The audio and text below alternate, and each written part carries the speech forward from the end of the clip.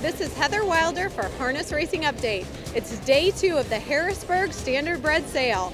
We caught up with some of the buyers to discuss industry trends, the horses they've purchased, and the ones that got away.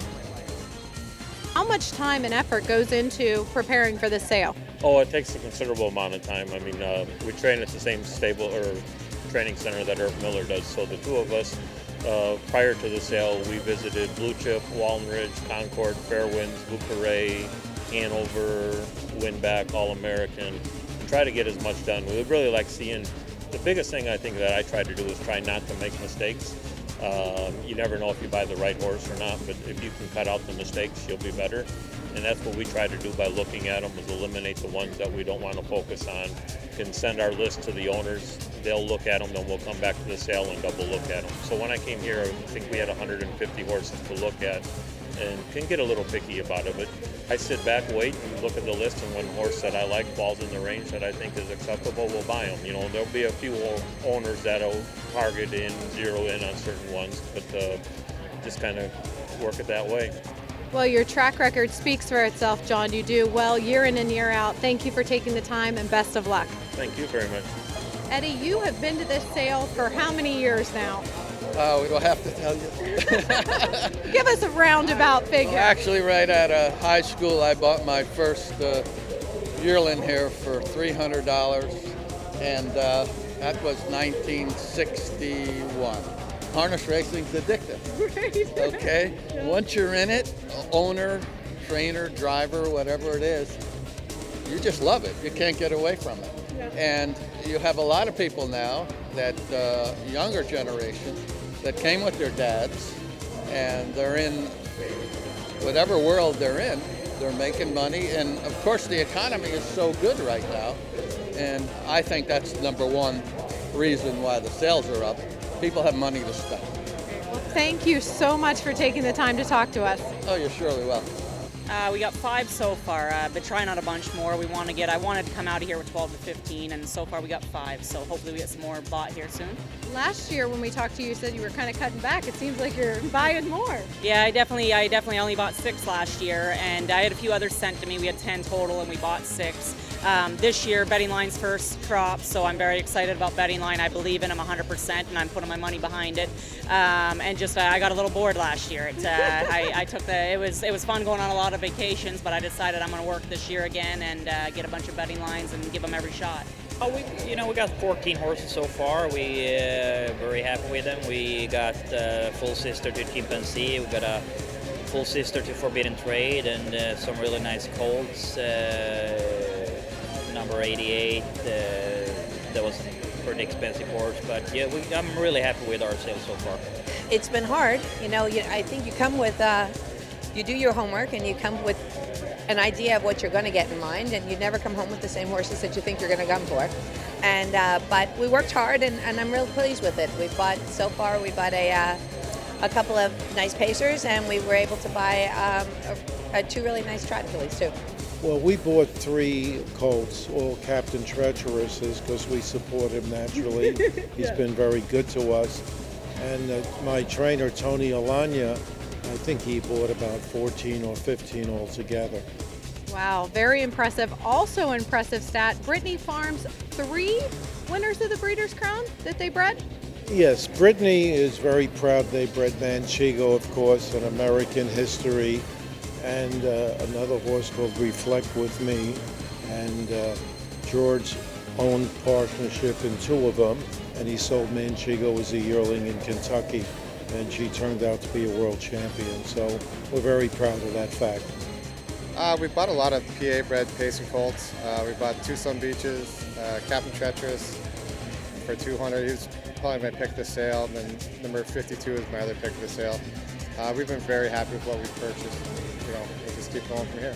How many are you training now, yearlings? Is it? I believe your number has increased over the last couple of years. Yeah, I think the count's at 36 right now, and total horses around 80 something.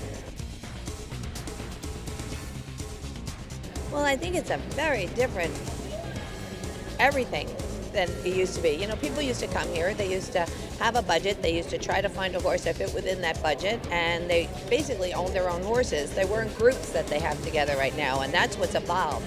Right now, I think people find that there's safety in numbers, and they have dispensable income, and they pool their funds together, and instead of buying the one horse that they want, they buy the 5 horses that they want. Well, is seen it the last couple of years. You know, the people are getting together in groups, and they seem to, you know, like have no numbers, no limit of what they can are willing to spend. And you know, like those horses, when they go after them, you know, you see they 400 or 500. It's a norm now. You know, like it used to be 200. You could pretty much buy any horse in the sale except maybe the sale topper.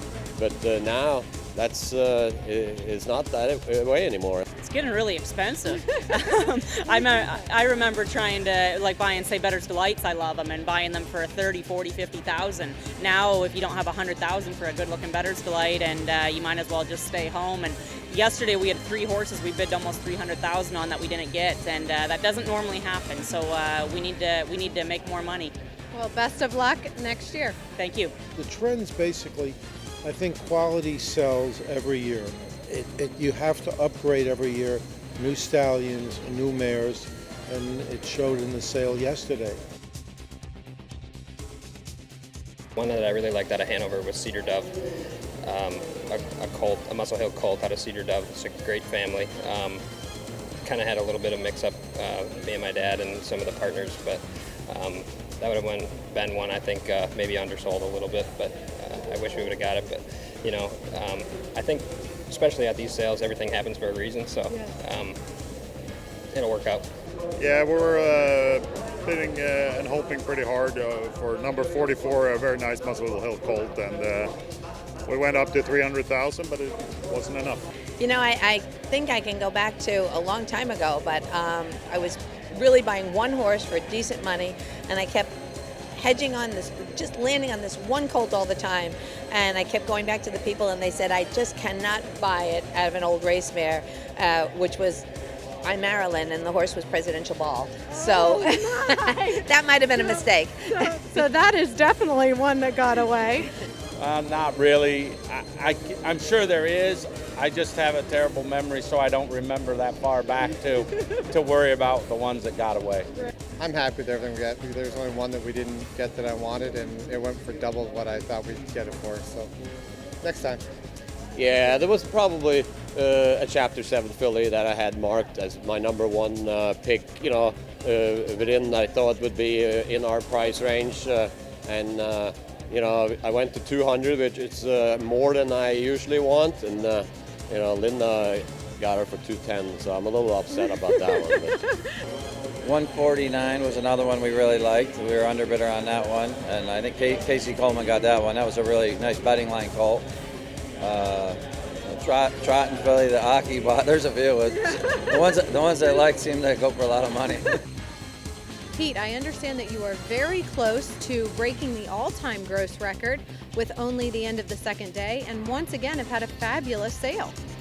Everything has continued very strong. Tuesday is up considerably from last year. We hope that we'll just blow right by the record early tomorrow.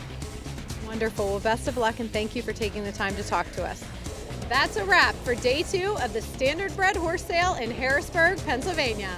I'm Heather Wilder for Harness Racing Update.